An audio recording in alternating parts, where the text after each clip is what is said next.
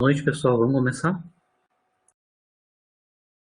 Na aula de hoje eu preparei duas partes, né? A primeira parte, rapidamente, eu vou fazer uma revisão, um exercício de fixação sobre o poço, na verdade, o potencial cubo, né? Cúbico, que a gente mostrou na aula passada. Lembrando que na aula passada a gente estava revisando as soluções da equação de Schrödinger para alguns casos de potenciais 3D, né? Então a gente resolveu o poço, o potencial cúbico, né? Tanto quanto os lados eram diferentes, quanto os lados eram iguais, né? E analisou as degenerescências. Então eu vou, no primeiro momento, ainda fazer um exercício sobre aquele tema e aí introduzir a questão do oscilador harmônico, né? Que a gente já resolveu em uma dimensão, resolver ele em três dimensões, né? E fazer as análises correspondentes sobre degenerescência e assim por diante, né? Então, primeiro, começando com um exercício de fixação sobre a caixa cúbica, né? Então, aqui o potencial é nulo dentro desta caixa, onde as arestas são iguais, né? Tamanho L. Aqui, esse exercício é referente a que eu vou distribuir, então, 20 elétrons. Eu vou ter um gás de elétrons, né? Eu tenho elétrons livres dentro dessa caixa cúbica, né? Então, tem um gás de 20 elétrons nessa caixa. O volume da caixa é V, né? Os lados são L. E eu vou assumir, então, que a interação entre eles é desprezível, né? E lembrando que eu estou pensando que eles são praticamente livres, né? Sem interação dentro da caixa. Então, a caixa tem potencial nulo dentro, né? Então, o que eu quero fazer é começar a calcular quanto é que é a energia total do sistema, que é a energia interna do gás, né? Desses 20 elétrons, e depois que eu obtive o valor da energia interna do gás, eu vou aplicar uma força externa de maneira que eu vou aumentar o tamanho dessa caixa. Lembrando que eu já fiz esse exemplo quando a gente estava analisando o poço infinito 1D, né? A gente analisou quando a gente comprimiu a largura do poço, no caso unidimensional. A gente viu que quando a gente diminui a largura, ou seja, diminui a distância espacial, onde a partícula está confinada, ou as partículas estão confinadas, a gente tem, então, um aumento, né, da energia. Aqui, no caso, a gente vai afastar, vai aumentar o volume da caixa. O aumento do volume é um volume ΔV, né? Então, eu vou passar de V para ΔV V mais ΔV, aumentar um pouquinho o volume, e vou analisar o que acontece com a energia quando a gente toma o limite, onde esse ΔV, esse incremento no volume é pequeno, né, comparado com o volume original. Feito isso, a gente vai calcular qual é que é a pressão, né, desses elétrons livres dentro dessa caixa, a pressão dos elétrons tratados quanticamente, né. No caso dimensional, a gente mostrou, acho que esse foi o problema da lista, né, dos exercícios, né, a gente mostra que a pressão pode ser calculada como o negativo da taxa de variação no volume, né, da energia interna do sistema. No caso, lá unidimensional era menos dE dx, né, mas aqui como eu tenho as três dimensões, aqui vai ser dV. Né?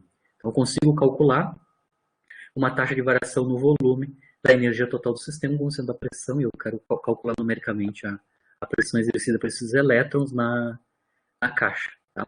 Nas paredes da caixa. Tá? Então, como a gente tem 20 elétrons, só para lembrar, no caso do... Vou adiantar aqui para vocês lembrarem.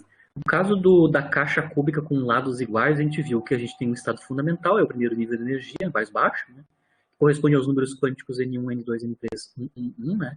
E depois a gente mostrou explicitamente na aula passada, né, que a partir do segundo estado de energia, o primeiro estado excitado para cima, né, a gente tem uma série de estados de energia que são degenerados. Por exemplo, eu tenho 3 estados de energia correspondentes à energia do segundo nível, a gente tem 3 estados para o terceiro nível, 3 estados para o quarto nível, um só para o quinto nível, e para o sexto nível a gente tem 6 estados que correspondem à mesma energia. Então a gente tem degenerescência, significando degenerescência, que para cada nível de energia eu tenho mais de uma autofunção correspondente, né? Porque para cada conjunto distinto de números quânticos N1, N2 e N3 eu tenho autofunções distintas, né? E para a caixa basicamente são produtos de seno, né? Produtos e funções trigonométricas. Né? Então, aqui eu estou distribuindo aqueles 20 elétrons, lembrando que para cada nível, por princípio de exclusão de Pauli, eu só posso colocar 2, né, em cada nível, mas lembrando que a partir do nível fundamental, os 3 outros acima deles são degenerados, triplamente degenerados. Então, quando eu for distribuir, então, os elétrons para cada nível de energia, né, Então, eu tenho a energia total, que é a energia interna do sistema, é duas vezes que eu tenho botando 2 elétrons em cada nível de energia, tá? Eu vou ter um nível relativo a um estado, na verdade, né? Um estado disponível, que é associado ao nível do estado fundamental, o E11, né? Que é este cara aqui, nesse primeiro, vermelhinho. Mas depois, nos outros 3 níveis de energia, né, até completar 20 elétrons, né, eu tenho todos eles, o estado E211, a energia 221 e a energia 311, todos esses estados são triplamente, esses níveis de energia são triplamente degenerados. Significa que para cada nível de energia eu tenho 3 estados diferentes, né? E em cada um desses estados diferentes eu vou colocar 2 elétrons pelo princípio de exclusão de Pauli, né? Então aqui eu tenho, no caso, eu já consigo distribuir 10 estados, né? 10 estados, um estado aqui, mais e mais 3 com 3 com 3, dá 6, 9, 10 estados, multiplicado por 2 dá 20 elétrons. Né? Então, eu estou distribuindo os 10 estados no estado fundamental e nos outros 2 estados acima do fundamental, o primeiro estado, segundo estado, terceiro estado, sexto estado, lembrando que cada um deles é triplamente degenerado. Ou seja, para este nível de energia, eu tenho mais de uma autofunção, no caso 3 autofunções, e lembrando que cada autofunção representa um estado específico da partícula. Se eu fiz isso, só para lembrar, né, na aula passada a gente mostrou como são as estruturas dos níveis de energia para o poço quadrado, né, poço cúbico, né? Então, os níveis de energia rotulados pelos números quânticos N1, N2 e N3. Aqui eu já fiz aquele esquema de multiplicar esse embaixo por C quadrado, né? Basicamente, a gente tem a dependência dos níveis de energia, uma constante que é proporcional a H cortado C dividido pela energia de repouso da partícula, que no caso é o elétron, né? E quadrado das arestas, né? Quadrado das arestas. E aqui nós temos a soma dos quadrados dos números quânticos, né? Então, para cada nível de energia, eu recubro sabendo os números quânticos correspondentes, multiplicado por algo que tem unidade de energia aqui, né? Certo? Então, vou começar, então, a gente tem que multiplicar, então, cada nível de energia para suas degenerescências, mas cada nível de energia, dados os rótulos, né, dos números quânticos principais, eu consigo escrever explicitamente quem são cada um dos termos que estão aqui, né? Para fatorar, obviamente, para cada nível de energia, o fator comum, que é o π quadrado, h cortado c ao quadrado, 2 vezes a massa e o L quadrado, que está aqui, né? Obviamente aqui eu tenho o cancelamento do 2 aqui na frente, que é para 2 elétrons, né? E o 2 que aparece no denominador para os níveis de energia. Então a constante que tem unidade de energia basicamente é isso daqui, né? E aqui dentro eu tenho as degenerescências multiplicadas então por a soma dos números quânticos, né, ao quadrado. Então aqui eu tenho 1 vezes o nível 1, a soma dos quadrados para 1 dá 3, né?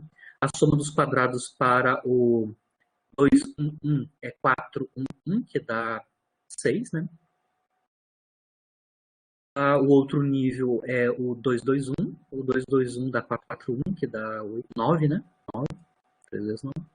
E, finalmente, o 3, 3, 1, 1, que dá 9, 9, 1, 1, né? Que dá 11. E mais as vezes as suas degenerescências correspondentes, 1, 3, 3, 3. Bom, a gente tem o resultado aqui, basicamente o que tem esses valores 6, 3, 9, 6, 3, 6, 9, 11, são a soma dos quadrados dos números quânticos para cada um desses níveis de energia, certo? Basicamente, então, quando a gente faz esses produtos e soma, né, a gente obtém como um fator total aqui 81. Né?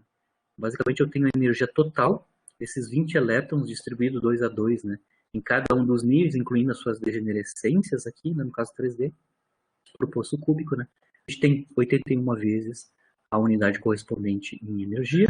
O último detalhe aqui é lembrar que o comprimento L, né, o tamanho da aresta, né, desse cubo, né, obviamente é a raiz cúbica do volume, né, porque o volume é L cubo. Se o volume V é L cubo, eu tenho que L é V na terça. Então ainda o último passo aqui é escrever então a energia aqui, né, em termos do volume. Aqui é onde eu tenho L quadrado vai virar volume na 2/3, né? Aqui eu estou escrevendo a energia total, a energia interna desse gás de 20 elétrons, num cubo, né? Num cubo 3D, em termos do volume e da energia. Volume do cubo, né? E da energia de repouso do elétron. Então, essa é a energia para os 20 elétrons, dado esse volume. O que a gente vai fazer agora é expandir a caixa, né? Aumentar o volume pelo incremento ΔV. Então, o volume vai aumentar de V, vai para ΔV, obviamente vai ter uma nova energia, a gente já sabe o que acontece por analogia com o caso unidimensional, né? Eu vou chamar de essa energia nova de E', né? Quando o volume está expandido por ΔV. A única coisa que vai mudar é trocar V por V mais ΔV aqui, né? Certo? A potência 2/3, claro que eu posso fatorar aqui o V na 2/3, ou seja, fatoro aqui dentro do V, eu vou continuar tendo o V na 2/3. O fator que sobra, né, que é a novidade aqui, é 1 mais ΔV sobre V na 2/3, né, que é a razão do incremento no volume dividido pelo volume original. Mas essa é a nova energia do sistema de 20 elétrons quando eu expando, né, expando o volume. Né. Dá para ver claramente que o efeito de expandir o volume é diminuir, né, a energia interna do gás, né, de elétrons. Eu vou fazer o caso particular, esse é o caso geral para qualquer incremento ΔV, né, mas eu vou fazer o caso do incremento ΔV, onde o ΔV é pequenininho comparado com o volume anterior, né. Com isso, ΔV sobre V é muito menor que 1, e aí a gente pode fazer a expansão daquele fator que está aqui no denominador, né, na verdade 1 mais ΔV sobre V na menos 2/3, né. Quando eu faço a expansão até segunda ordem, né, o primeiro termo é 1 né, na expansão, e o segundo termo, o termo que depende de ΔV linearmente, né, é menos 2/3, né, ΔV sobre V, isso é o série de Taylor. O série de Taylor dessa função, o ΔV sobre V é pequeno, né, muito menor que 1. Com isso, eu recoloco, né, então, a expansão aqui no E', e aí eu tenho a expressão aproximada, né, da nova energia interna do gás quando eu tenho um incremento pequeno, né, no volume, né. Certo? Basicamente aqui vocês conseguem ver que, explicitamente a gente consegue ver que tem uma diminuição, né, da energia quando a gente faz a expansão do volume. Né. O controle é dado pela razão ΔV sobre V. A variação da energia interna, ou seja, quanto é que variou, né, a diferença, ΔE, né, é a diferença entre essa energia nova e a anterior, né, que no caso, basicamente vai depender do incremento do volume, ΔV, né. Claro, tem 2/3 multiplicando a energia original, né, que era 81, né, vezes π², etc.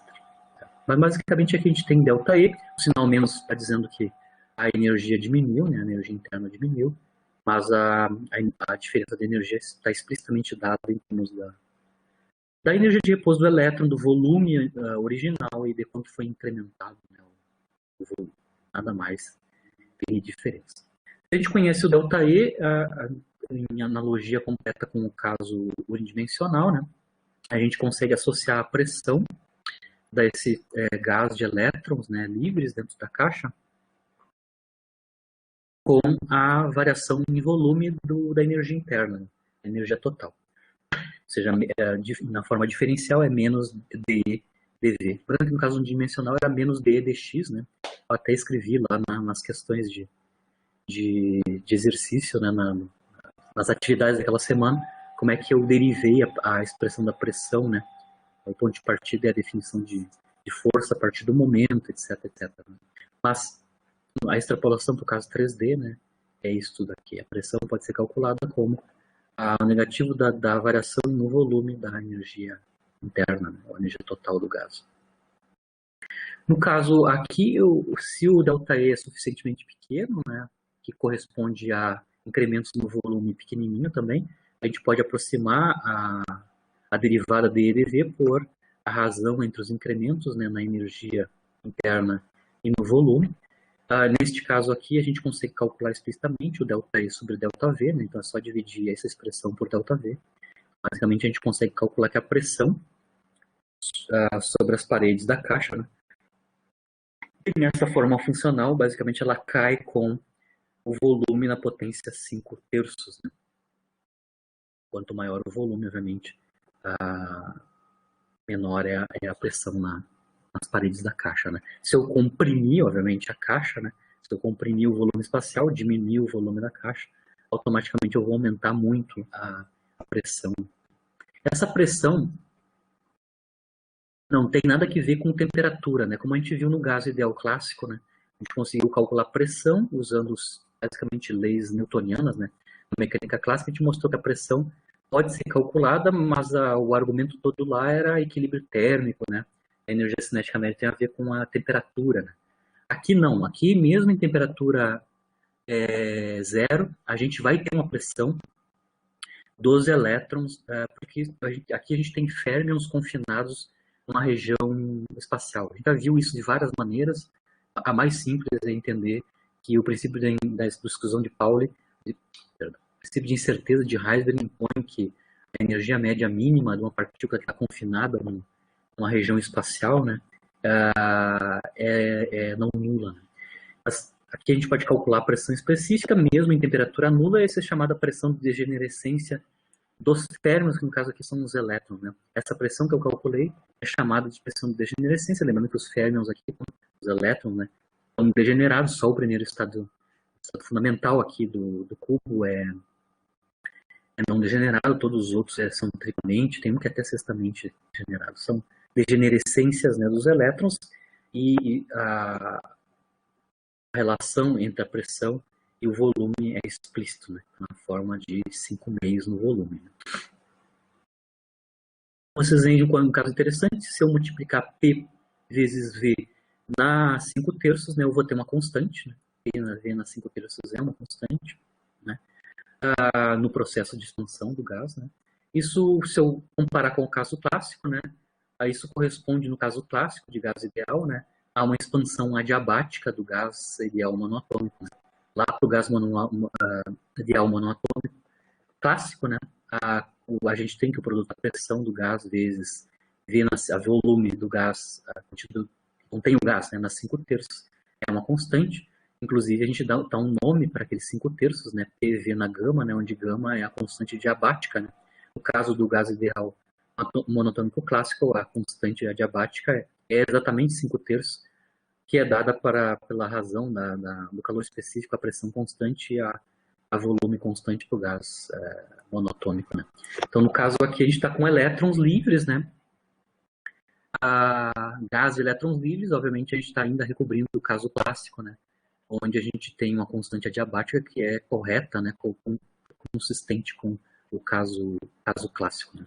Essa pressão de degenerescência que existe mesmo para temperatura nula, ou temperatura muito baixa, na verdade é para temperaturas menores que a temperatura de Fermi, que é associada com a energia de Fermi, né, é responsável por sustentar, né, objetos astronômicos, estrelas, né, objetos astronômicos na forma de estrela, do colapso gravitacional, né. Então, por exemplo, nas estrelas, as anãs brancas, né, essa pressão de degenerescência dos elétrons sustenta o colapso gravitacional da estrela quando ela já queimou bastante a sua energia original, né, na forma de fusão nuclear. Né.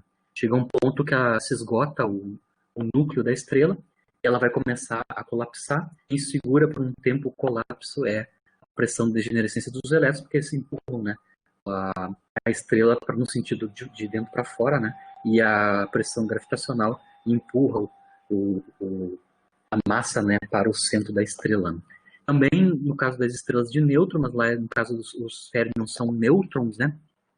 No caso das estrelas de nêutron, quem sustenta o equilíbrio entre o colapso gravitacional e o interior da estrela é a pressão de degenerescência de outros férmions, que no caso são os nêutrons. Né?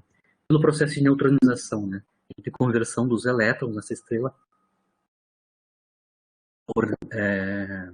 por nêutrons, né?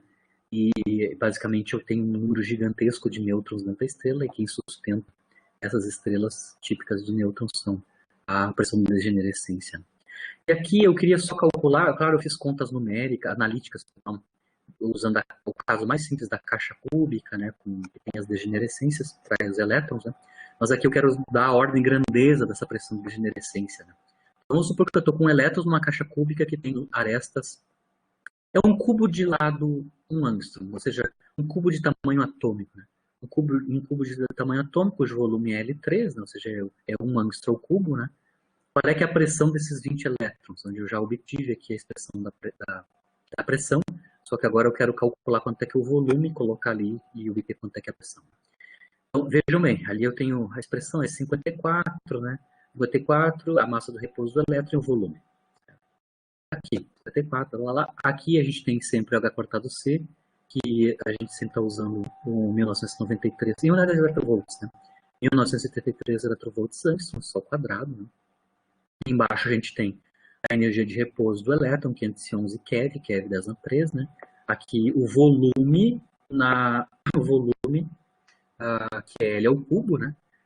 Ou seja, é um angstrom ao cubo, né? Potência 5 terços, né?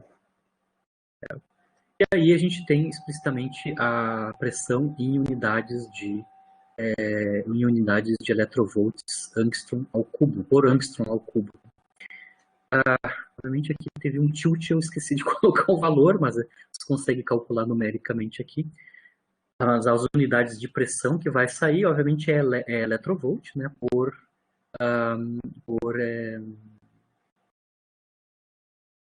angstrom ao cubo, obviamente, certo?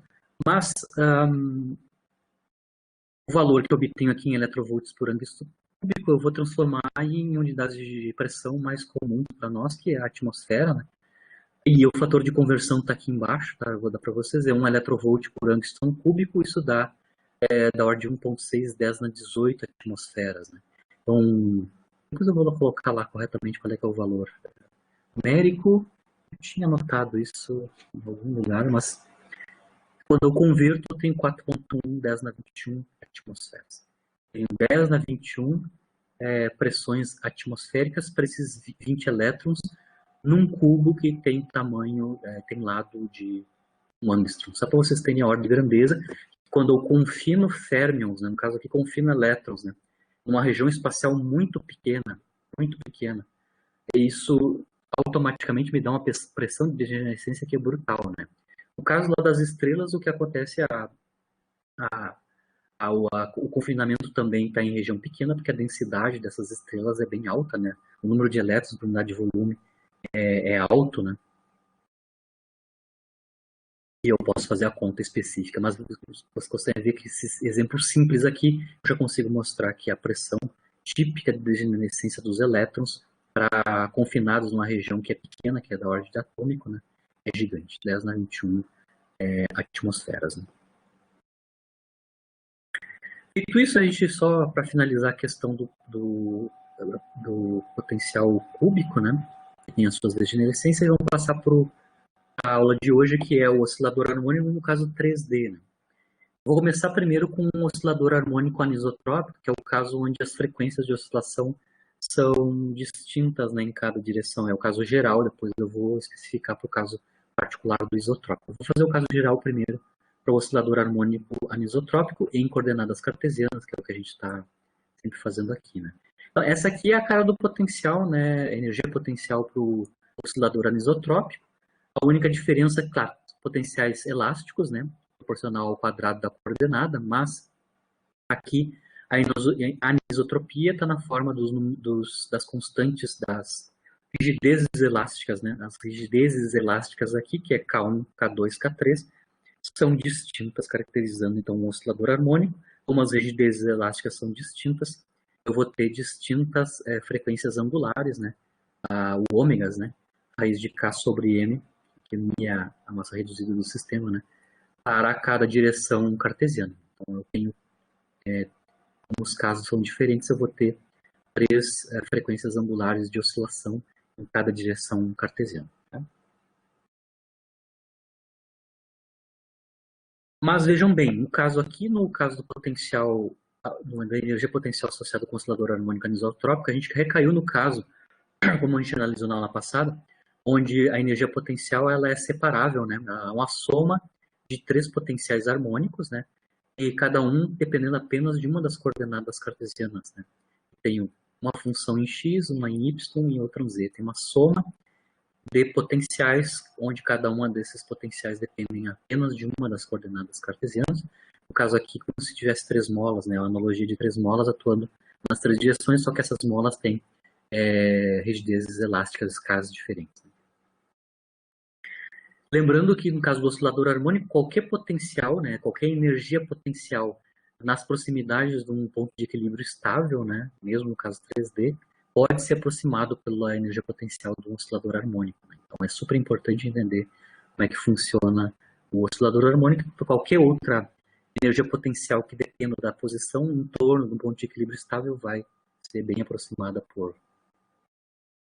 pelo potencial do oscilador. Né? Claro que o K, né, a constante elástica vai mudar, vai ser dependente do valor da derivada segunda, né, do potencial completo calculado no ponto de equilíbrio estável. Né? Mas basicamente é importante entender, como a gente fez no caso 1D, o comportamento da dinâmica da partícula quântica nesse tipo de potencial. Né? A gente mostrou que se o potencial é separável desse jeito, né, a solução da equação de Schrödinger, independente do tempo, é um produto de funções de onda, onde de três funções de onda, onde cada uma dessas funções, né, especificamente dependem de uma das coordenadas cartesianas. Basicamente o que eu estou falando é isso daqui, né? Então, se o potencial, a energia potencial, a função energia potencial, for separável, né, desta forma, que é o caso ali, né, a função de onda da parte espacial, né? Lembrando que quando eu falo função de onda, a gente não está mais falando da parte temporal, porque como é um sistema conservativo, a parte temporal é conhecida, né? É a exponencial complexa que envolve a energia total, né? Então, eu estou calculando aqui que a solução da equação de Schrödinger independente do tempo é a parte espacial da função de onda, que eu estou chamando de φ, né? De x, y, z. É um produto, né? De três funções, φ1, φ2, φ3, dependem só de cada uma das coordenadas cartesianas. Então, se eu quiser resolver a equação de Schrödinger independente do tempo para o caso do oscilador harmônico anisotrópico, eu vou ter que, a gente viu que a gente desacopla, né? A gente substitui essa solução tentativa, a gente mostra que desacopla, eu fico, ao invés de uma equação, para a equação de Schrödinger independente do tempo, eu fico com um sistema de equações, né? Três equações desacopladas, ou seja, uma solução não depende da solução da outra, né? Com a cara da equação de Schrödinger unidimensional. Então, se eu resolver um caso, eu resolvo para as outras duas coordenadas espaciais. Né? O único detalhe aqui no caso 3D é que a energia total do sistema está associada com as constantes E1, E2 e E3 que entram aqui nas equações de Schrödinger unidimensionais independentes do tempo. Né? Como a gente fez no caso da aula passada, no caso do poço e da partícula livre. Então, a gente tem constantes intermediárias, né, temporárias aqui, que é o E1, E2 e E3, nessas equações unidimensionais, que tem que ser combinadas, né, somadas para dar a energia total da partícula nesse sistema. Então, basicamente, a gente tem que resolver, então, as equações do oscilador harmônico, né, com números de onda K1, K2, K3, em cada uma das direções cartesianas. Né? A gente já sabe calcular, no caso unidimensional, quem são os níveis de energia, quais são os níveis de energia, e quais são as autofunções. A gente fez isso explicitamente em 2 aulas para resolver completamente o oscilador harmônico unidimensional. Né?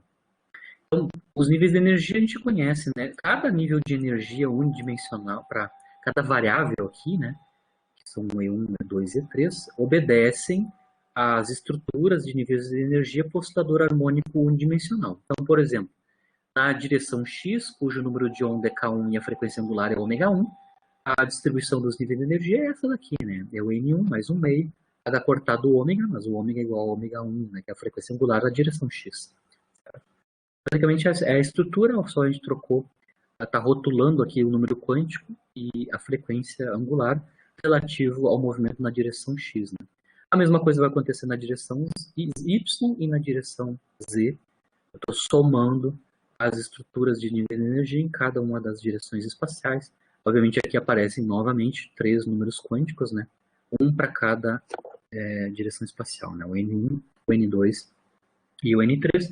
Aqui no caso do anisotrópico, né? Do oscilador anisotrópico, as frequências são distintas, né?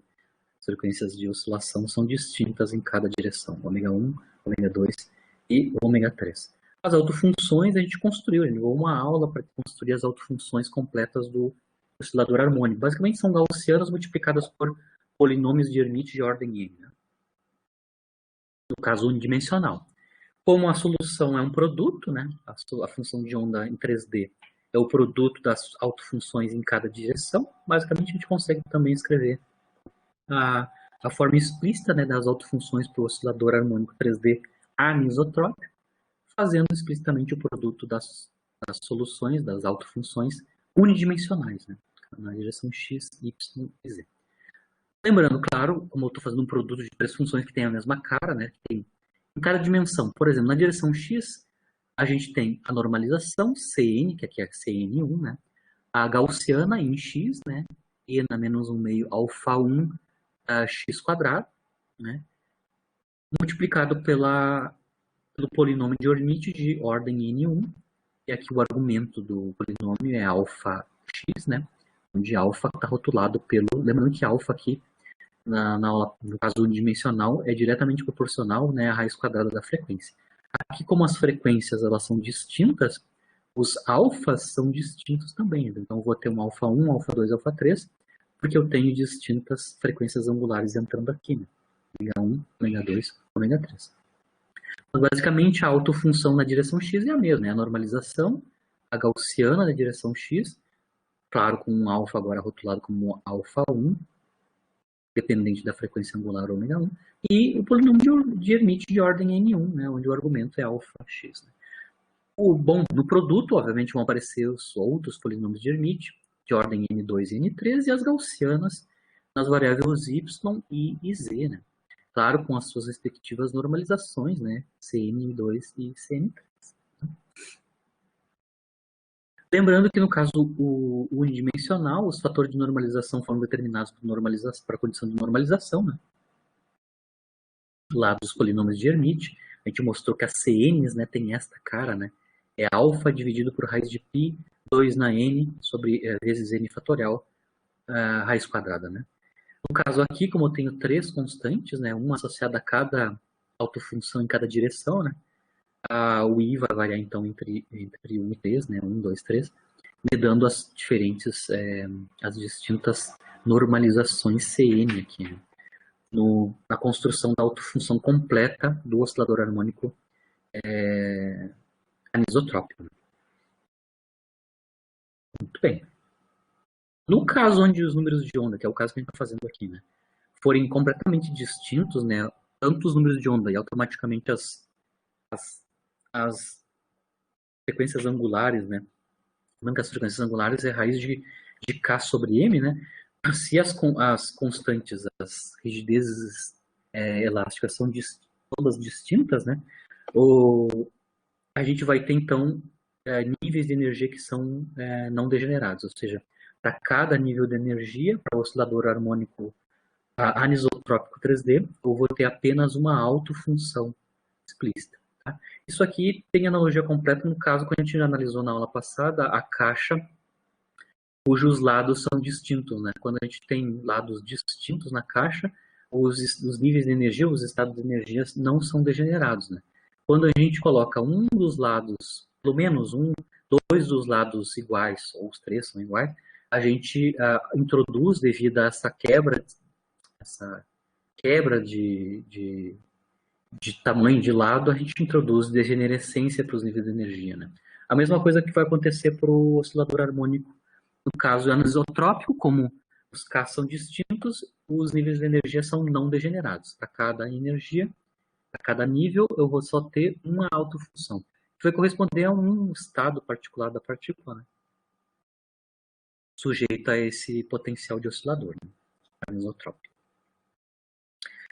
Lembrando que aqui, quando a gente fizer o caso particular com as frequências iguais, que correspondem aos números de ondas, as rigidezes elásticas iguais, a gente vai introduzir automaticamente degenerescência, a gente vai ver que os estados de energia são degenerados, a gente vai até calcular quantas degenerescências, né, qual é que é o grau de degenerescência quando a gente transita do oscilador anisotrópico para o caso isotrópico. No caso do oscilador isotrópico, significa que os K são todos iguais e automaticamente as frequências de oscilação nas três direções são iguais. Então, a gente vai ver a mudança de estado degenerado para estados, mudança de estados não degenerados para degenerados, quando a gente faz essa transição do anisotrópico para o isotrópico.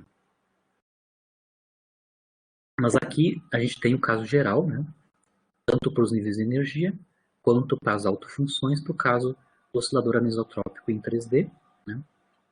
Agora eu vou fazer o caso particular do oscilador isotrópico, e vou mostrar para vocês a questão das degenerescências, né?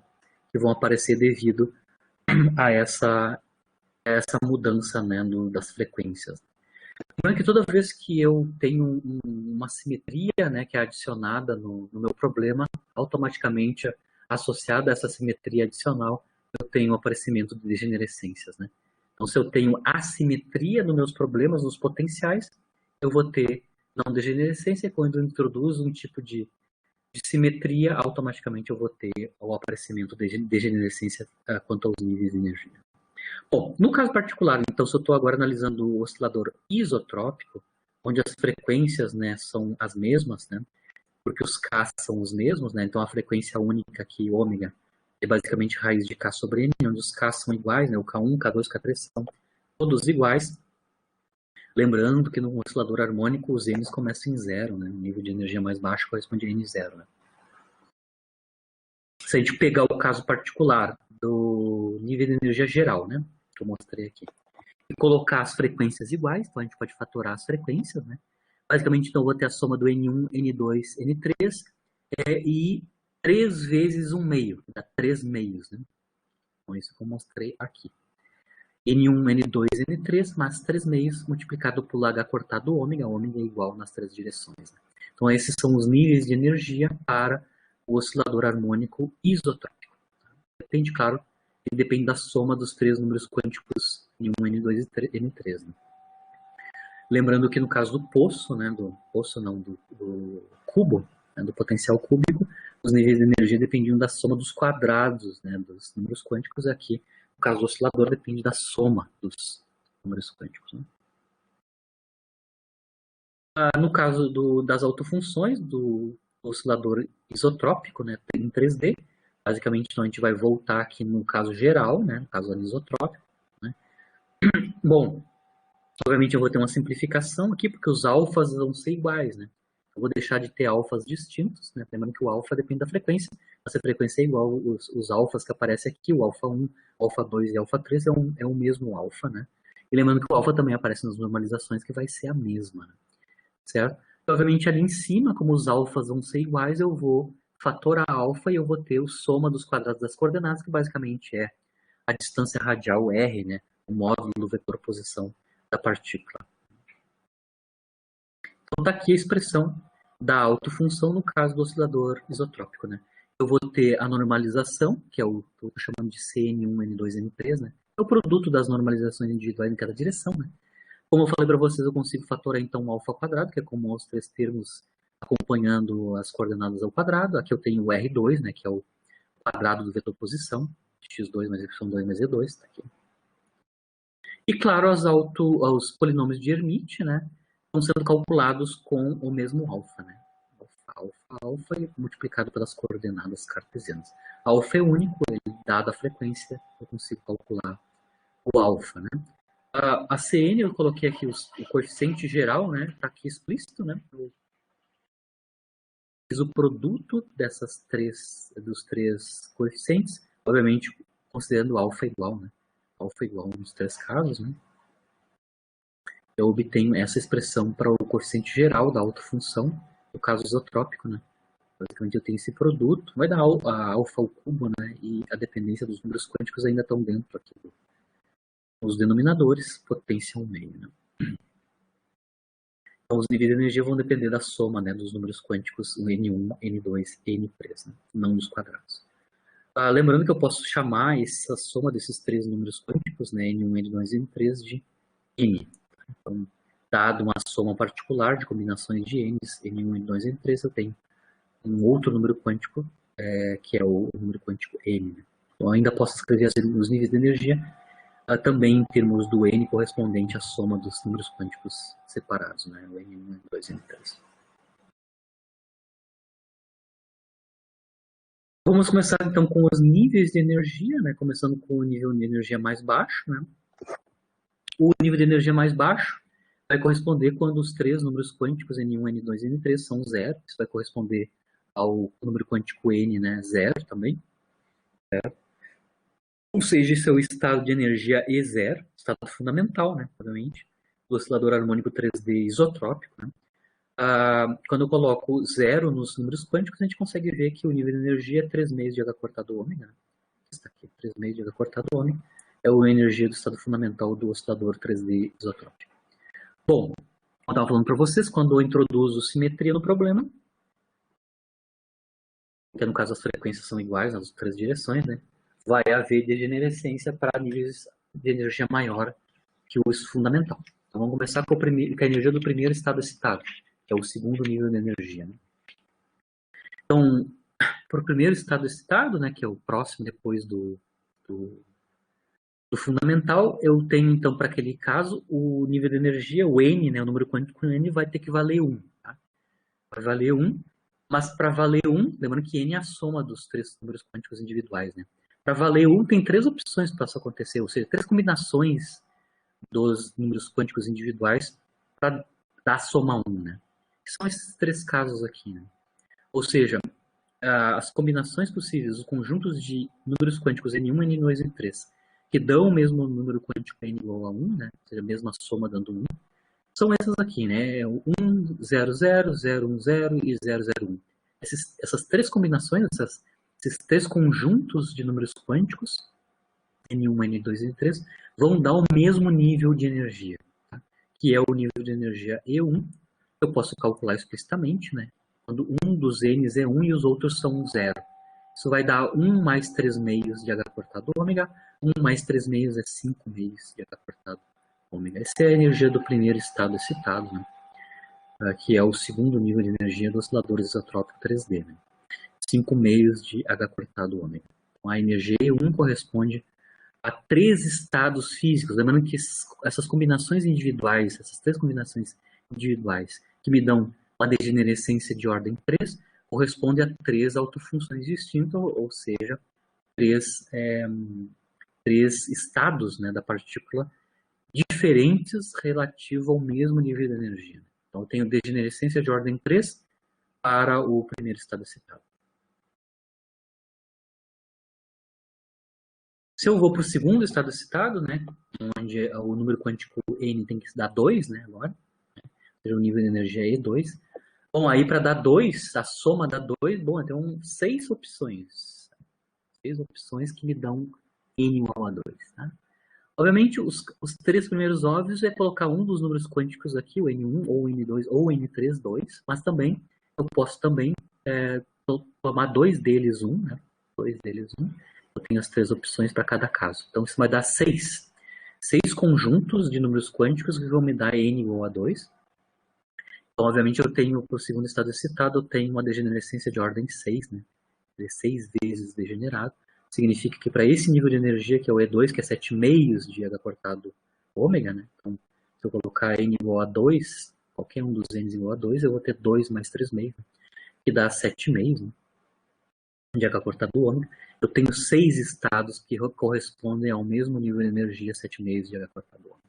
A degenerescência por o segundo estado citado é de ordem 6. Né? O espaçamento entre esses níveis de energia que eu estou calculando aqui para o oscilador 3D isotrópico, né, vai ter o mesmo espaçamento que no caso unidimensional. Né? Se eu pegar aqui a estrutura de níveis, né, eu vou ver que o ΔE ainda vai corresponder a H cortado ômega, né? Igualzinho como é no oscilador 1D. Então, aqui no caso 3D, no oscilador isotrópico, a diferença entre um nível de energia e outro também ainda é igual, né, H cortado ômega. Né? Certo?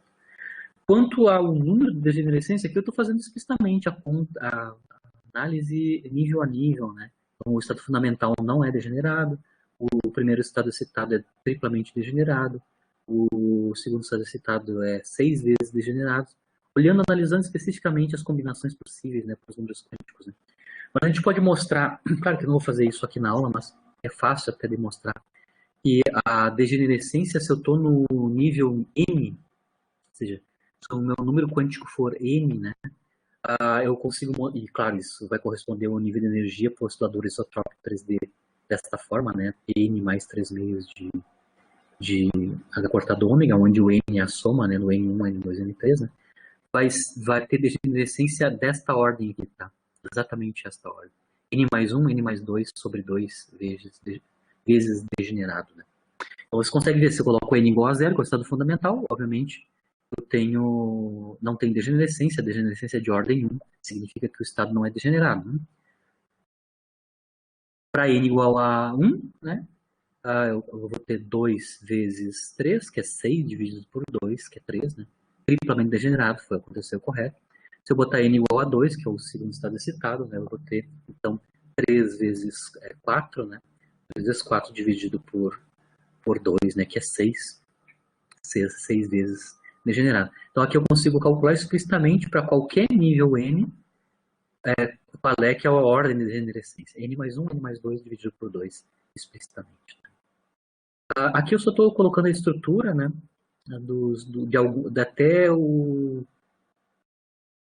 quarto estado excitado, né, graficamente, só para vocês entenderem. Lembrando que a diferença entre um nível e outro é sempre igual a H cortado ômega, você pode testar isso claramente, né, só ver aqui, né, como escrito em termos do número quântico n, se eu vou entre o estado n e o n mais 1, você sabe que vai dar de novo H cortado ômega, né, para o nível de energia. A diferença entre os níveis de energia. Então as diferenças são iguais, né, sempre o mesmo valor, H cortado ômega. E aqui eu estou mostrando a estrutura de níveis, começando com o estado fundamental, o primeiro estado excitado, que é triplamente degenerado, o segundo estado excitado, que é 6 vezes degenerado. A gente pode mostrar aqui no caso do quarto estado excitado, que corresponde ao N igual a 3, né? A gente vai ter, acho que é 10, né? 1, 2, 3, 4, 5, 6, 7, 8, 9, 10. É 10 vezes degenerado o nível de energia N igual a 3, né? O quarto estado excitado. Então, vou mostrar para vocês como é que ficariam, né, as distribuições dos níveis de energia no caso do oscilador 3D isotrópico, né? Lembrando que a degenerescência significa que para cada nível de energia eu tenho mais de uma autofunção, ou seja, mais de um estado possível para aquela mesma partícula, tendo essa mesma energia. Certo? Aqui eu vou mostrar como eu fiz na aula passada do poço cúbico, né? E também com lados diferentes. Deixei o link para vocês das simulações, né? Dos poços, né? Tanto com lados iguais quanto diferentes, a estrutura das densidades de probabilidade, vocês conseguem... O Wolfram Alpha tem simuladores, né, das densidades de probabilidade para as caixas, né, se os lados são iguais ou não, das estruturas das probabilidades 3D, né. Então aqui eu queria mostrar também para vocês as mesmas coisas, ou seja, as estruturas das funções de onda e das densidades de probabilidade, no caso do oscilador harmônico, né, tanto no caso, especificamente aqui o caso isotrópico, né, mas é possível achar também representações gráficas no caso do anisotrópico. Então aqui eu estou especificamente mostrando figuras, representações gráficas do oscilador harmônico isotrópico em 2D, não em 3 dimensões, como eu fiz o caso geral aqui, mas em 2 dimensões, né? Então eu tenho uma partícula oscilando com a mesma frequência em 2 direções, então o movimento é num plano, do ponto de vista clássico, né? Aqui está representado, onde é que eu achei isso? Nessa referência, tá? Na Revista Mexicana de Física, parte de ensino, né? No ano 2008, vocês conseguem achar esse arquivo. Lá eles simulam numericamente, né, para o caso isotrópico 2D, tanto a evolução temporal da função de onda, né, para o nível, para os números quânticos 2, 3. Então aqui eu só vou ter 2 números quânticos, o N1 e o N2, né? O O N1 é 2, o N3 perdão, o N1 é 2, o N2 é 3. As dependências espaciais, claro, mas aqui ele está também analisando a dependência temporal. Lembrando que a dependência temporal, como é estado estacionário, né, como sistemas conservativos, a dependência temporal é explícita, a gente sabe o que é aquela exponencial complexa, né? Isso vai alterar, claro, a normalização da função de onda, né? Lembrando que aquela exponencial complexa, no final das contas, tem uma parte real que é uma função periódica, né, cosseno e tal, né, dependendo do argumento que depende da energia vezes o tempo.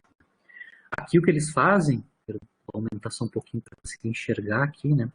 Eles estão mapeando para diferentes tempos, então começa do tempo igual a 0, tempo igual a 1 e tempo igual a 5, né? A função de onda psi, então não é φ, é psi mesmo, né?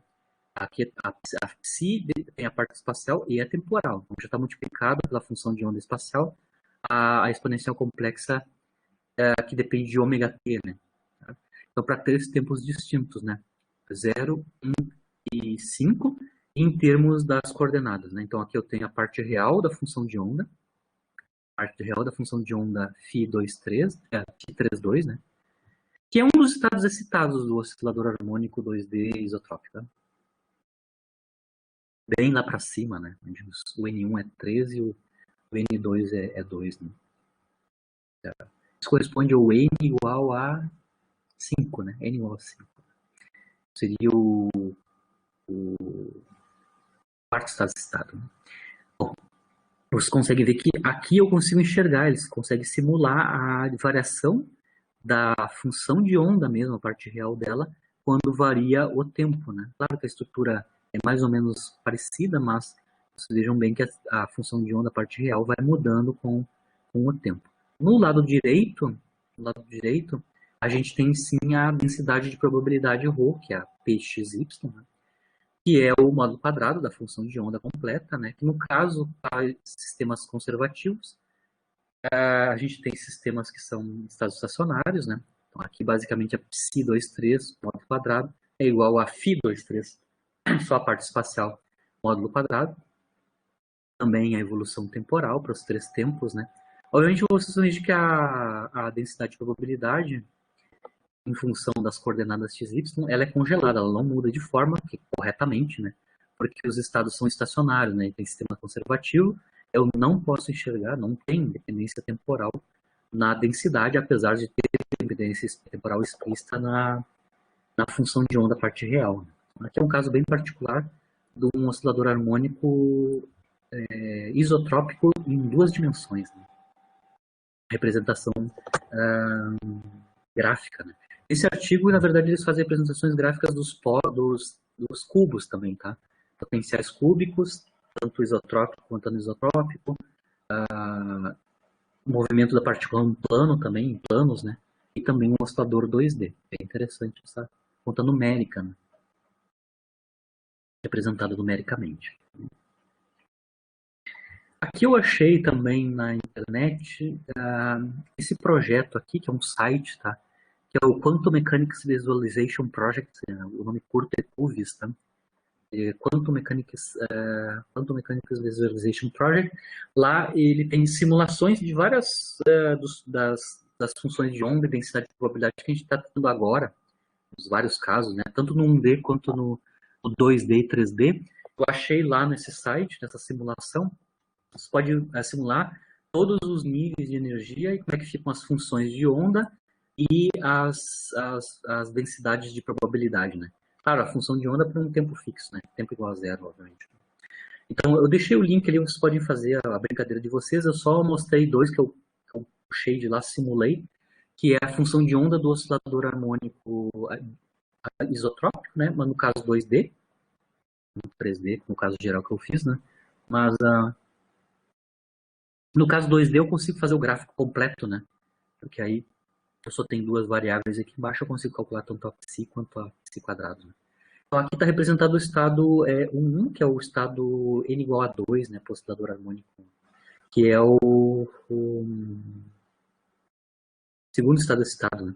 A função de onda do segundo estado excitado para o oscilador 2D isotrópico, né, tem esta cara a função de onda, a parte real, claro, né, em termos das coordenadas x, y, né, tem uma concentração, obviamente, no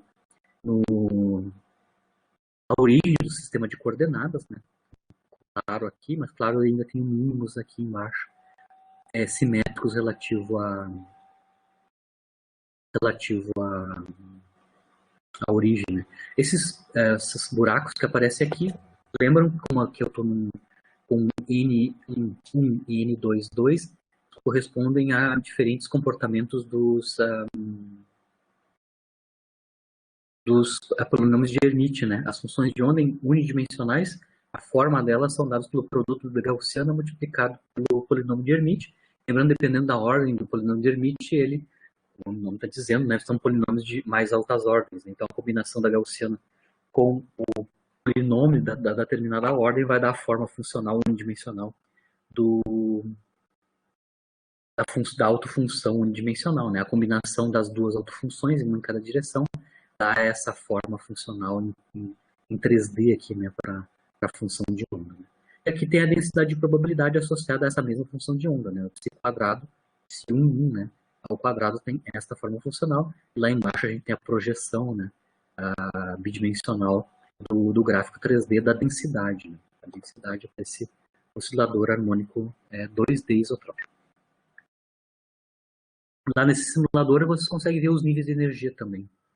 Simula níveis de energia, ele dá analiticamente e numericamente os níveis de energia. Finalmente, a parte gráfica aqui, eu mostro para vocês a questão da densidade de probabilidade em 3D. Aqui eu estou analisando uma outra coisa, que é a densidade de probabilidade de ρ, né? No caso tridimensional mesmo, então eu pego um oscilador harmônico isotrópico em 3D, 3 dimensões, né? E vou calcular então o psi quadrado, né? O psi dependendo das 3 coordenadas, né? X, Y, Z, dado, claro, os números quânticos correspondentes. Né? Aqui tem as representações. Lembrando que na aula passada a gente mostrei que no Wolfram Alpha tinha simulações por causa das densidades de probabilidade para a caixa cúbica, né? As caixas, né? As caixas tanto cúbica quanto não cúbica, né? Dependendo, a gente podia manipular os tamanhos dos lados, né? Onde a gente representava as 3 coordenadas espaciais, né? X, Y, Z. E a representação da densidade está na forma de halos, né? Tem, ou seja, regiões mais escuras em 3D são densidades de probabilidade mais altas, né? E enquanto a cor cinza vai esmaecendo, significa que eu tenho densidades de probabilidade diminuindo, né? Então dá para ver aqui, esse primeiro caso é do estado fundamental, então é o oscilador harmônico isotrópico 3D para o estado fundamental, a densidade de probabilidade mapeada em termos das 3 coordenadas, né? Dessa forma, na representação de orbital, que a química usa, né? A gente tem basicamente uma esfera que no miolo é mais denso, né? E mais para fora, né? Para distâncias radiais maiores, a densidade de probabilidade vai esmaecendo, vai diminuindo, né? Significa que a gente tem probabilidade muito maior de encontrar partícula nas proximidades da origem do sistema de coordenadas, né, do que em regiões mais longes do sistema. Isso para o caso do oscilador harmônico isotrópico, né, no estado fundamental. Aqui, então, um pouquinho mais, não é o estado fundamental, são outros estados. Aqui é o estado 100, o 010, que é o estado n igual a 1, né, que é aquele primeiro estado excitado. Então, quando eu tenho a função de onda, na verdade, a densidade de probabilidade associada ao primeiro estado excitado, é este comportamento em 3D, com as coordenadas, a densidade ρ, né? E aqui eu tenho o caso onde eu estou para estados excitados maiores, mais alta energia, né? Aqui eu estou no estado 213, que corresponde ao N igual a 6, né? Estou no quinto estado excitado, né? Então, lembrando que as estruturas aqui vão mudando, obviamente, dependendo do nível que eu estou. O estado fundamental tem essa forma de um orbital sférico, né? E quando eu vou subindo nos níveis, eu tenho essas estruturas que formam regiões espaciais, né? Com densidades, com hotspots, que a gente chama, né? Que são pontinhos com maior densidade separadas aqui. Isso acontecia também no caso da caixa, né? Tanto a caixa com lados iguais quanto a caixa com lados distintos, né? Só para representar as 3 possibilidades gráficas, né?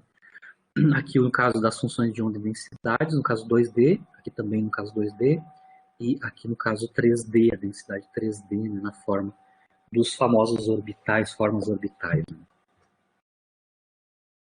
Agora eu vou para o sistema de fixação, tanto vou fazer os dois casos, né? No caso isotrópico e no caso anisotrópico. Eu vou começar com o caso anisotrópico, né? Então, nesse primeiro caso aqui, eu vou considerar então um oscilador harmônico 3D, onde os números de onda têm essa, perdão, de onda, as constantes K, né? As rigidezes elásticas têm esta forma. O K1 e o K2, né? As rigidezes na direção X e Y são iguais, mas na direção 3 não é.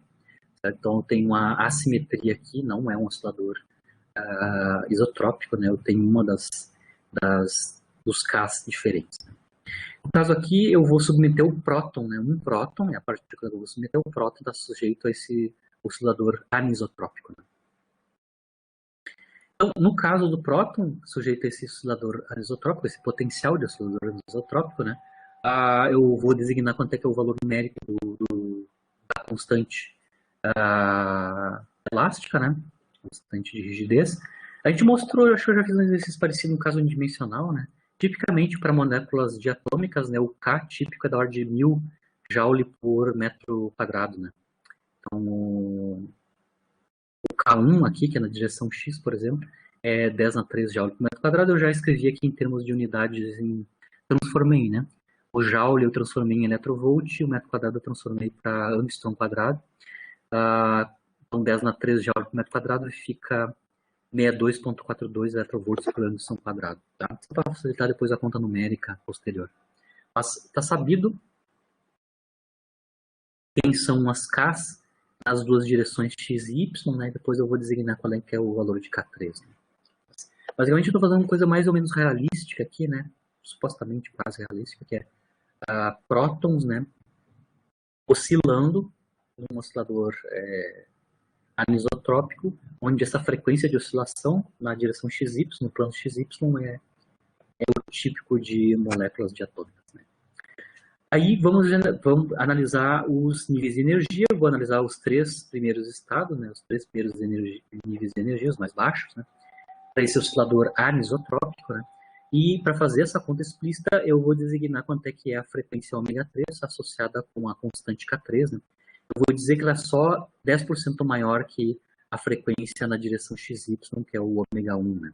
O ω1 é igual a ω2, e a ω3, a frequência angular na direção Z, é só 10% maior que nas direções XY. Então, a ω3 é 1,1 ω1, certo? Então, é só a relação entre as frequências angulares na direção XY e na direção Z. Tá? E analisar com o caso, comparar, né, esses níveis de energia e as degenerescências com o caso completamente isotrópico, né, onde a gente conhece já o número de degenerescência para cada nível de energia. Né. Então, vou fazer o cálculo dos níveis, mostrar as degenerescências e comparar com o caso completamente isotrópico. No caso isotrópico, os K são todos iguais e as frequências angulares, todas as ômegas são iguais. Bom, para calcular os níveis de energia, lembrar que a quantidade básica, né, para o cálculo das energias, níveis de energia, tanto no oscilador isotrópico quanto no anisotrópico, é H cortado ômega. Né? No caso aqui, a ω1 é a de controle nas duas direções x e y. Então, eu vou calcular quanto é que é H cortado ω1, né, explicitamente. H cortado ω1, ω1, claro, é sempre raiz de K sobre M, né? Então aqui o K é o K1 e a massa é a massa do próton, né? A partícula que está sujeita a esse potencial de oscilador anisotrópico. Sempre como eu faço... Bom, a primeira coisa que eu fiz aqui é introduzir o H cortado para dentro da raiz, né? Isso então lá dentro ele fica H cortado ao quadrado, né? E depois eu fiz o truque velho que a gente já conhece, que é multiplicar em cima e embaixo por C quadrado, de maneira que sempre apareça a constante H cortado C, e embaixo a gente tem a energia de repouso do próton, no caso. Né? Certo? Então eu só reescrevi quanto é H cortado ω1 em termos da constante H cortado C, a energia de repouso do próton e a constante elástica K1. Botando em números especificamente para prótons, né, e dado quanto que é o K1, né, típico de molécula diatômica, então H cortado C, 1973 electrovolt angstrom ao quadrado, o K1 em unidade de electrovolts, né, que eu já fiz a conversão, né, é 6242, e a energia de repouso do próton, que é 938 MeVs, né, 938 MeVs, quase um GeV. Aqui eu tenho 968, média 10 na 6, né? 10 na 6 eletrovolts. Então sobra aqui para H cortado ômega uma energia em eletrovolts, né? Em eletrovolts dá um pouquinho mais que meio eletrovolts, 0,51 eletrovolts, tá? Os níveis de energia para o oscilador anisotrópico, né? Eu mostrei para vocês, tem esta cara, né? N mais 1 meio, H cortado ômega em cada direção. Mas, obviamente, o ômega 1 é igual ao ômega 2 e o ômega 3 é proporcional ao ômega 1, né? Vale ômega 1 vezes 1,1. Então, ainda posso escrever os níveis de energia nesta forma aqui, em termos dos números quânticos, né? Posso escrever, então, como sendo N1, que está explicitamente os casos XY, no caso direção Z, né? Então, N1, N2 somados e 1,1 N3, que vem o fato que ômega 3 é 1,1 ômega 1, né?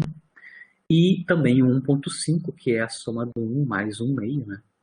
E mais o 1 meio multiplicado, claro, por 1,1. Né? Então, tem 1 meio multiplicado por 1,1 e mais 1, né? Isso dá 1,55. Todo mundo multiplicado pelo H cortado ômega 1, que é o meio eletrovolt. Então, no caso do próton, oscilando tipicamente com oscilação de molécula diatómica. Mas aqui está a estrutura dos níveis para esse oscilador anisotrópico em termos dos números quânticos, né? N1, N2 e N3 e a frequência ômega 1, que é de controle. A gente já calculou. Né? Bom, aí a gente vai fazer a estrutura dos 3 primeiros níveis, começando com o nível do estado fundamental, né? Eu vou ter a menor energia quando os 3 números quânticos são nulos, né? Isso basicamente é 1,55 vezes H cortado ômega 1, ou seja, é 1,55 vezes meio eletrovolt. Isso dá 0,79 eletrovolts para a energia do estado fundamental para esse próton, né? Nesse oscilador anisotrópico 3D. Isso corresponde, então, ao estado onde a combinação dos números quânticos é 000, né? A gente não tem degenerescência, que é degenerescência ordem 1, significa que é um estado não degenerado. No segundo nível, ou seja, o próximo nível de energia, né?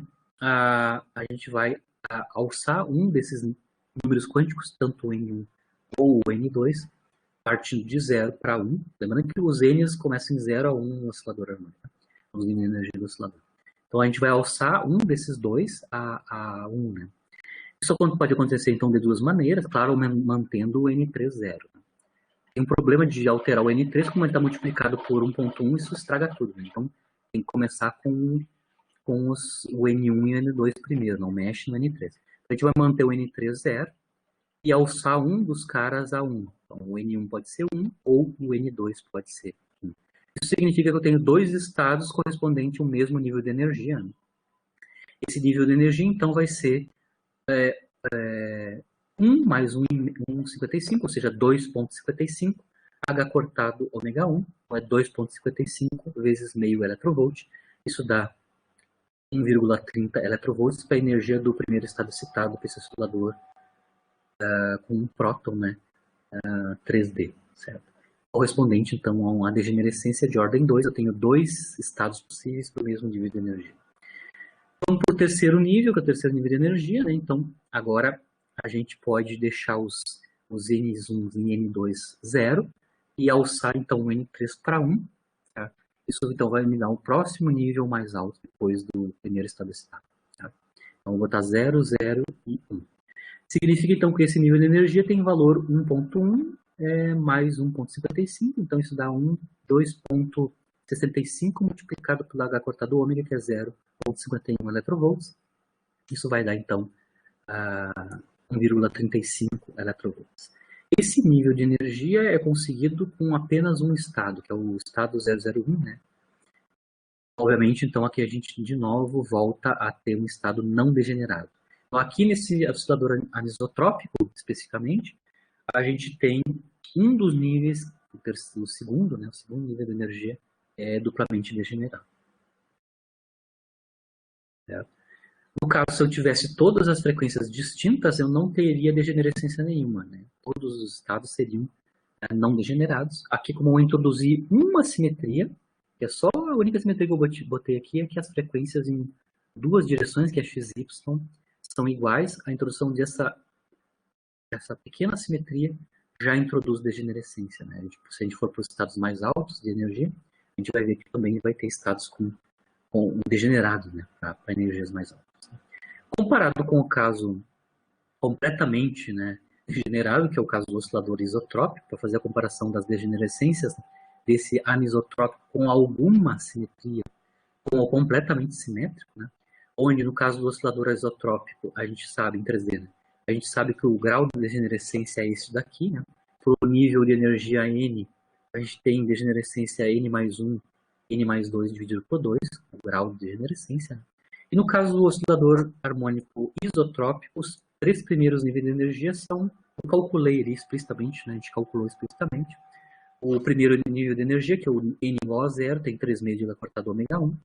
O primeiro estado citado, nível de energia N igual a 1, é 5 meios de cortado ômega 1. E o terceiro estado, é o segundo estado citado, N igual a 2, tem 7 meios de cortado ômega 1 valores da energia. Então, no oscilador isotrópico, ele é completamente simétrico, a gente consegue calcular explicitamente os 3 primeiros níveis de energia a partir da energia H cortado ômega, que é a mesma nas 3 direções. Lembrando que N é sempre a soma dos números quânticos individuais, N1, N2, N3. Aqui eu tenho a mesma tabela, né, onde eu tenho os níveis de energia, primeiro, segundo e terceiro, o valor da energia, né, e os estados correspondentes, né, se é degenerado ou não, e o grau de degenerescência calculado a partir dessa equação aqui, né. Dado N, calculamos os níveis de degenerescência. Então aqui o primeiro estado do oscilador isotrópico, obviamente para esse mesmo H cortado ômega, né, valendo 0,51 eletrovol. 0,51 eletrovol multiplicado por 3 meios, que é 1,5, né, vai dar 0,77 eletrovolts. Tá? Claro, esse estado ainda é não degenerado, porque a combinação que dá esse estado é o 000, né, 000, e ele ainda é não degenerado. Vejam bem que aqui o estado fundamental, o isotrópico, para o mesmo caso físico, deu 0,77 eletrovol, mas no caso anisotrópico deu 0,79. Né? Então, um pouquinho menor o valor do nível de estado fundamental, né? Nível de energia de estado fundamental. O primeiro estado, né, vai ser 5 meios multiplicado por meio eletrovol, né? Isso dá 1,28 eletrovvolts. Nesse caso aqui do oscilador anisotrópico, a gente mostrou ali explicitamente, né? A gente tem 3 estados que correspondem a esse mesmo nível de energia, né? Que é triplamente degenerado. E finalmente o terceiro estado, eu tenho energia de 7 meios multiplicado por 1000 angstrom, isso dá 1,79 eletrovvolts, né? E a gente tem 6 estados, né? Correspondente a esse mesmo nível de energia que tem degenerescência de ordem 6. Então aqui quando eu vou introduzindo pouco a pouco, simetrias no meu oscilador harmônico partindo completamente anisotrópico.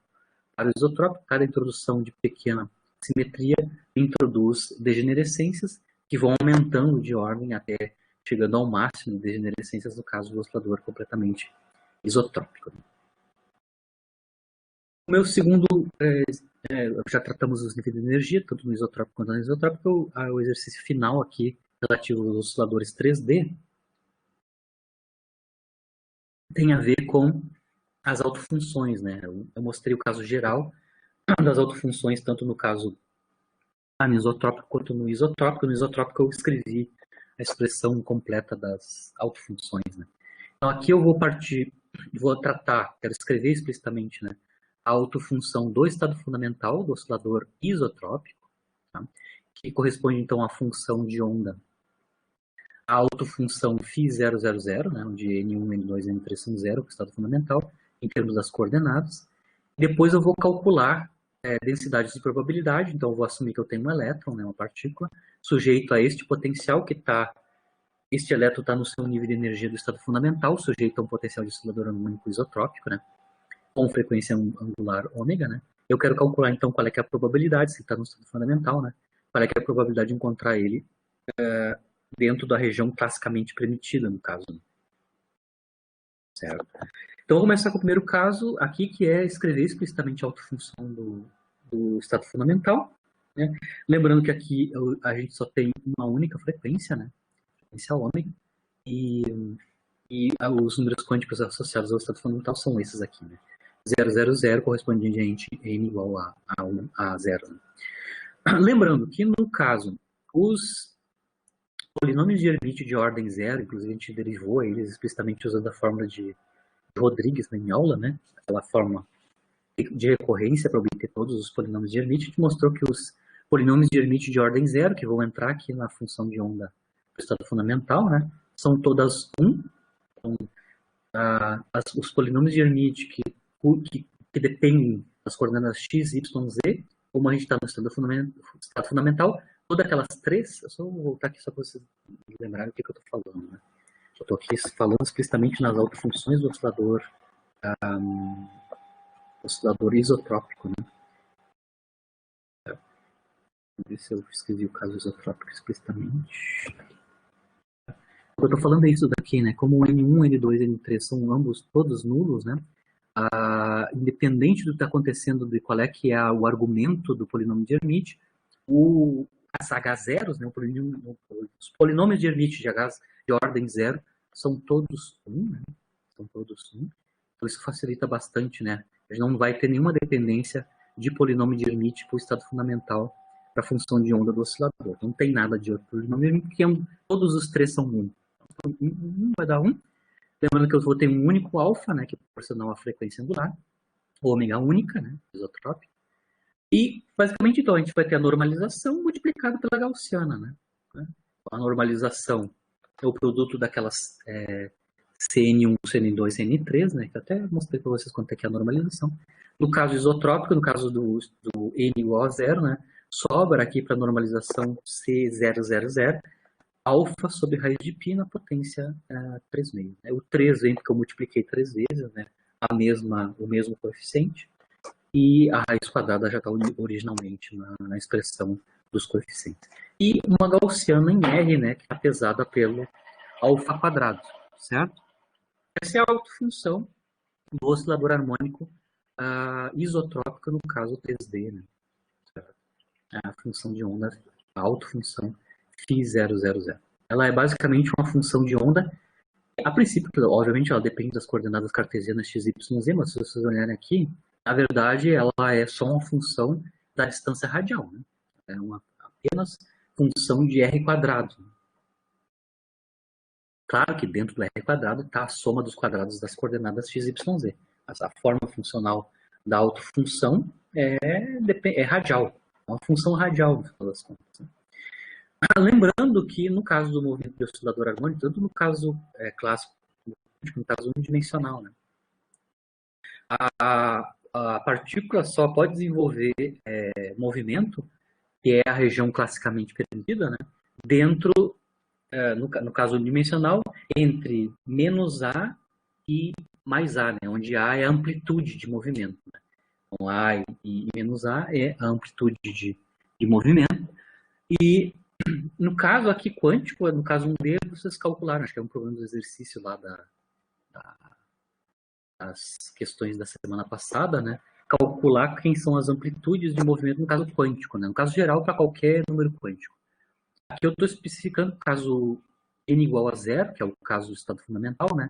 No caso adimensional, a amplitude, por exemplo, na direção x, né? Basicamente é cortado sobre μ, né? Para n igual a 0, né? Isso corresponde, na nossa notação aqui para o alfa, né? Isso corresponde a 1 sobre alfa, né? Então, o A0, as amplitudes, né? As amplitudes para um movimento oscilatório em cada direção é basicamente 1 sobre alfa, né? Então, na direção x, y e z, as amplitudes de movimento.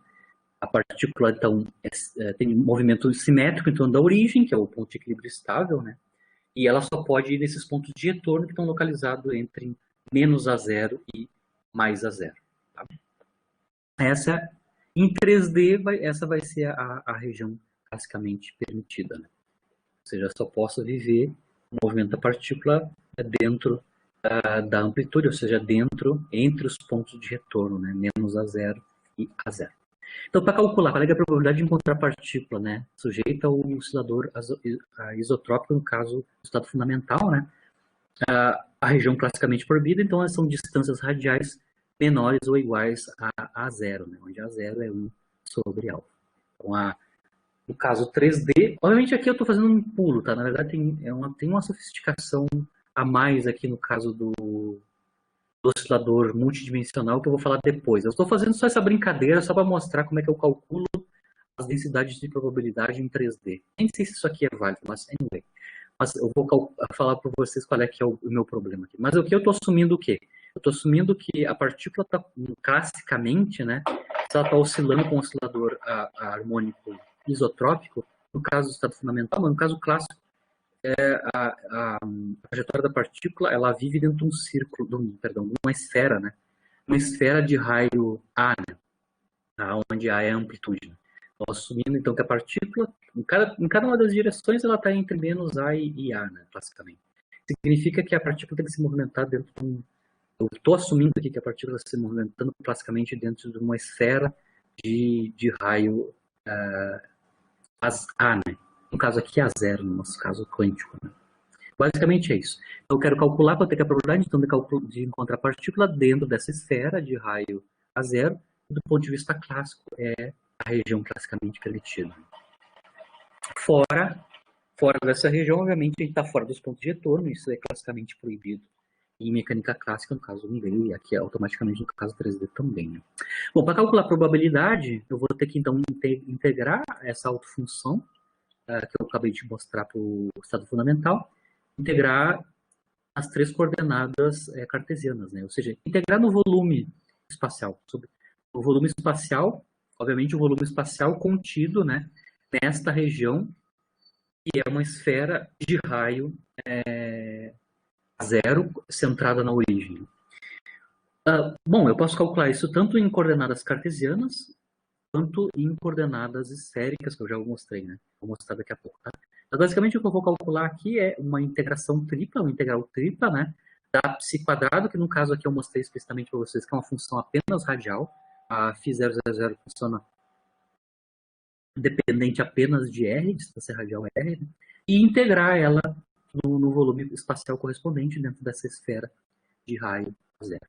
Como eu tenho simetria do problema, porque a função de onda é radial, eu, ao invés de calcular a integração em coordenadas cartesianas, devido à simetria da função de onda, ao invés de calcular em cartesianos, eu posso calcular o volume, né, correspondente, né, a integração de volume que vai ter que ser feita aqui, em coordenadas esféricas, devido ao fato que a função de onda, módulo quadrado, vai ser uma função que depende apenas da distância radial. Eu vou trocar o volume das coordenadas cartesianas, né, que é o produto de x, de y, de z, pelo elemento de volume em coordenadas esféricas, que é conhecido, né, que é o famoso r quadrado seno de θ dr de θ dφ, onde r é a distância radial, θ é o ângulo polar, né, e φ é o ângulo azimutal, né. Então, a minha conta, a minha probabilidade de encontrar partícula numa região esférica de raio a zero, né, entre a origem e essa casca esférica que tem este raio, está aqui explicitamente. Né, eu troco o dv cartesiano pelo dv esférico, multiplico, claro, por psi quadrado, né, e aqui eu coloco, obviamente, os valores das integrações, começando com a azimutal, eu vou integrar sobre todo o ângulo azimutal, né, de 0 a 2π, vou integrar sobre todo o ângulo permitido polar, que é de 0 a π, né, completo. E, claro, aqui na integração em distância radial, eu vou integrar de 0 até o raio A, né? Supondo, claro, que eu estou pensando que, basicamente, a trajetória da partícula está confinada dentro dessa esfera de raio L0. Lembrando que a parte aqui angular é fatorada, né? Ela pode ser integrada completamente, vai dar 4π, né? O resultado das integrações angulares, né? 2π é a integral em ângulo azimutal, e a integral do seno de θ de θ entre 0 e π dá 2, né? Então eu obtenho 4π para as integrais angulares, só resta então, aqui o 4π explícito, só resta então uma integração que é a integração na distância radial, né? Então aqui eu vou integrar de 0 até a 0, né? A função de onda módulo quadrado, R2, que vem do volume, né? Coordenadas esféricas, dr. Aqui já vou colocar a expressão, né, da psi quadrado, né, da φ quadrado. Então eu vou elevar ao quadrado a normalização e elevar ao quadrado a gaussiana. Né? Com isso, aqui para fora eu já vou, obviamente quando eu levo ao quadrado a normalização, então eu tenho que calcular aqui o módulo quadrado da constante, né, de normalização C000. E aqui o quadrado da gaussiana é isso. Né? Então eu vou ter que integrar de 0 a 1 sobre alfa, lembrando que eu acabei de mostrar aqui que A0 é 1 sobre alfa para n igual a 0. Vou calcular de 0 até 1 sobre alfa esta integral, com a integral gaussiana, né? Eu tenho a gaussiana multiplicada por R2. Eu só vou fazer uma única mudança de variável, que tem aquele alfa que eu quero me livrar, né? A mudança de variável é U, né? A nova variável é U, valendo alfa R. Aí eu troco a variável, né? Ao invés de fazer a integração em R, eu faço a integração em U. Então, integrando em U vai ter esta cara menos um alfa 3 adicional que vai aparecer, né? Um dos alfas no denominador vem da mudança das diferenciais, né? dr é du sobre alfa, e quando eu substituo r quadrado, isso vai ser u quadrado sobre alfa quadrado. Então eu tenho teria no denominador, na transformação de variáveis, o fator alfa cubo explícito, né? Aqui a mais. Mas igual, eu já fiz a transformação de variáveis, quando eu passo de r para u, eu tenho esta integral para fazer. E é uma integral gaussiana, né? Integrada de 0 a 1, porque de 0 a 1, aqui está a variável de integração nova, né? U é alfa R. Então, quando R é igual a 0, U é 0. O limite inferior em U é 0. Quando R é 1 sobre alfa, U é 1. Então, a integral aqui vai de 0 a 1 da gaussiana multiplicada por U2. Isso é uma integral gaussiana típica, né? Que a gente já conhece como calcular. Lembrando que a gente sabe calcular analítica, tem a expressão analítica quando é de 0 a infinito. Né? Aqui eu tenho que calcular numericamente quando os limites de integração não são de 0 a infinito, né? Ou de menos infinito a infinito. Né? Eu calculei no Wolfram Alpha lá qual é que é o valor dessa integral, né? De 0 a 1, integral gaussiana, dessa forma, integral de 0 até 1. Né? Explicitamente este valor numérico, 0,18, 0,19, para aí, tá? 0,19 é o valor desta integração gaussiana que tem que ser feita. Né? Lembrando que a constante C000 ao quadrado, aqui explícito, né? Se lembrarem aqui, ó, eleva ao quadrado essa criatura, basicamente é alfa ao cubo dividido por raiz de π ao cubo. Aqui, ó. Isso basicamente é alfa ao cubo dividido por π raiz de π. Bom, estamos com tudo pronto para calcular quanto é que é a probabilidade, né? É só colocar quanto é que é o valor da constante ao quadrado e o valor da integração, que é o 0,19. Está aqui, né? Então, é 4 sobre raiz de π, que é o que sobra, né? Eu tenho 4 das integrações angulares, eu tenho um π que cancela, este π do 4π cancela com o π que está aqui na normalização, e sobra só uma raiz quadrada de π embaixo, e o valor da integral, né, gaussiana, que é o 0,19. Né? Isso numericamente dá ordem de 0,43, ou seja, 43%. Então a probabilidade, obviamente, fazendo aquela hipótese que, basicamente, a partícula está confinada dentro de uma região espacial de raio esférica de raio zero. Isso dá 43%, é menos que a metade, né? Isso significa que a probabilidade de encontrá-la na região classicamente proibida, né? É 1 menos esse valor de 43%, que dá 57%. Né? Outra coisa que é importante aqui no cálculo, quando eu fiz a conta da probabilidade, aqui nesse caso, né? Vocês viram isso também no caso 1D, imagino lá nos exercícios da semana, não? Vocês viram que essas probabilidades são independentes de qualquer coisa, né? Vocês viram que a probabilidade que eu calculei aqui não apagada totalmente a informação de que tipo de partícula está oscilando, qual é que é a frequência de oscilação. O ômega sumiu na forma do alfa. Basicamente é fixa para qualquer tipo de oscilador harmônico isotrópico 3D. Então, para qualquer oscilador harmônico isotrópico 3D, as probabilidades de encontrar partícula em determinadas regiões espaciais, por exemplo, aqui no caso da esfera, né, dentro e fora dela, são independentes dessas condições, né, que os resultados aqui são completamente gerais, né, referente ao oscilador harmônico isotrópico. Só para lembrar, então, por que eu estou falando que isso aqui é só uma conta para vocês, um exercício analítico, só para vocês aprenderem como calcular as integrações, né? É que no caso específico, no caso oscilador harmônico isotrópico 2D, não 3D, como tem que ser representativamente, né? Mas, no caso 2D, o oscilador harmônico isotrópico não tem órbita única, né? Não tem trajetória única. Né? No caso do oscilador harmônico em mecânica clássica, se vocês lembrarem, né? O oscilador harmônico 2D, dimensional isotrópico, ele tem várias trajetórias fechadas possíveis, né? Obviamente, eu tenho uma trajetória circular, né? No caso 3D corresponderia à esfera, né? Mas eu também posso ter órbita elíptica, que no caso 3D seria um charuto, né? Ou seja, um hiperboloide de revolução, né? Ou, no caso 2D, uma reta, né? Onde a partícula se oscila em cima desta reta, né? Até a gente consegue calcular qual é o coeficiente linear, o coeficiente angular dessa reta. Então, no caso 2D, o oscilador harmônico isotrópico tem pelo menos três tipos diferentes de trajetórias no plano, né? Então, pode ser círculo, pode ser elipses, e podem ser movimentos sobre uma reta, né? Por isso que eu estou fazendo chamando a atenção, né? Que a conta que eu fiz aqui, eu estou assumindo um tipo de trajetória particular, né? Para uma partícula, um oscilador harmônico isotrópico 3D, no caso. Né? Lembrando que no 2D eu tenho uma série de trajetórias clássicas possíveis, né? Dependendo das condições iniciais, né? Para o movimento da partícula. Mas aqui não levem muito a sério essa minha conta, levem mais a sério o procedimento de cálculo das probabilidades. Né? Mas, claro, esse aqui é um dos casos possíveis, né? Um dos casos possíveis para a trajetória clássica de uma partícula com um oscilador harmônico 3D isotrópico, certo? Por isso eu encerro a aula. Na aula que vem... Ah, não, tem mais... Não, na aula que vem a gente vai introduzir a questão do momento angular, né? A gente vai analisar... Lembrando que o momento angular é um observável, né? Em mecânica quântica, quem está mostrando que todos os observáveis podem ser representados por operadores hermitianos, né? Então, não vai ser diferente por causa do momento angular, né? O momento angular vai ser representado por um operador diferencial, né? A gente vai mostrar quais são, né? São os operadores em cada direção.